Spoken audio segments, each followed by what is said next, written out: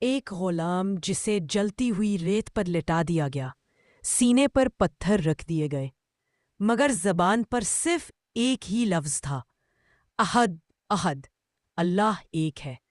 یہ کہانی ہے اس بندے کی جسے دنیا نے غلام کہا، مگر اللہ نے جنت کا وعدہ دیا۔ حضرت بلال بن رباح رضی اللہ عنہ ایک حبشی غلام تھے، لیکن ایمان میں سب سے آگے۔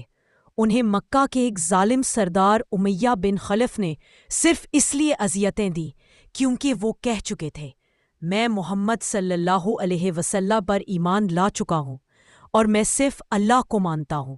روزانہ صبح تپتی ہوئی ریت، جلتا ہوا جسم اور سینے پر وزنی پتھر، لیکن حضرت بلال رضی اللہ عنہ کا ایمان نہ ڈگمگایا، زبان سے شرک کا ایک لفظ بھی نہ نکلا۔ ان کی آواز میں ایسی روحانیت تھی کہ نبی کریم صلی اللہ علیہ وسلم نے فرمایا، بلال، تمہاری اذان سے جنت کو سکون ملتا ہے۔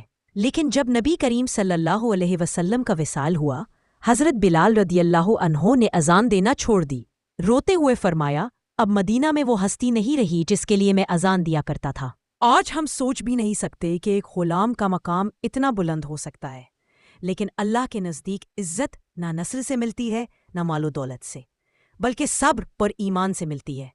حضرت بلال رضی اللہ تعالیٰ عنہ کا واقعہ ہر مومن کے لیے اگر یہ واقعہ آپ کے دل کو چھو گیا ہو تو اس ویڈیو کو لائک کریں، اپنے دوستوں کے ساتھ شیئر کریں اور چینل کو سبسکرائب کرنا نہ بھولیں تاکہ ہم آپ کے لیے مزید ایسے ایمان افروز واقعات لے کر آئیں۔